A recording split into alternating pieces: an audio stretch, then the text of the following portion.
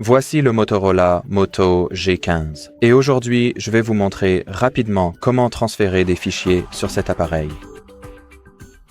Pour commencer, il faudra lancer l'application d'explorateur de fichiers de votre choix. L'application par défaut sur cet appareil est Google Files, donc laissez-moi vous la montrer. Je vais l'utiliser comme exemple ici.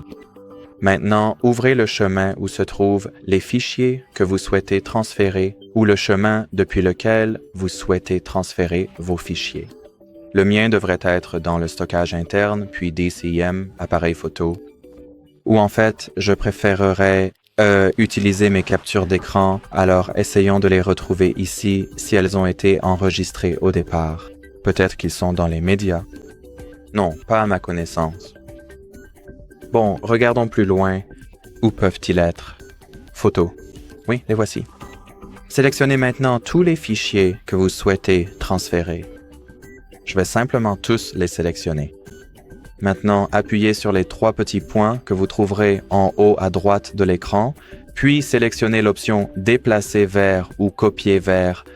La différence, c'est que si vous choisissez « Déplacer vers », les fichiers seront effacés de leur emplacement d'origine, tandis que « Copier vers » va simplement copier ces fichiers dans le dossier de destination.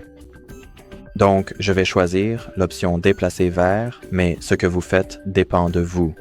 Maintenant, choisissez si vous souhaitez déplacer ces fichiers vers un autre dossier sur le stockage interne comme c'est le cas pour moi ou vers une carte SD. Je vais choisir la carte SD, mais ce sera à peu près la même chose que vous déplaciez les fichiers vers ou depuis une carte mémoire. Peu importe. Ici, sélectionnez le dossier de destination. Par exemple, je vais choisir Alarms, puis appuyer sur le bouton « Déplacer » ici. Attendez quelques secondes, voire quelques minutes si vos fichiers, si la taille de votre fichier est importante. Et maintenant, vérifions rapidement si les fichiers ont bien été transférés.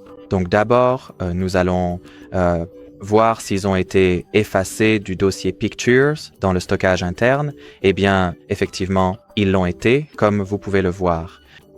Maintenant, ouvrons une carte SD et allons dans le dossier Android, ou en fait, probablement Alarms. Oui. Et voici les captures d'écran. Eh bien, en ce qui concerne cette vidéo, ce sera tout. Merci d'avoir regardé et à bientôt.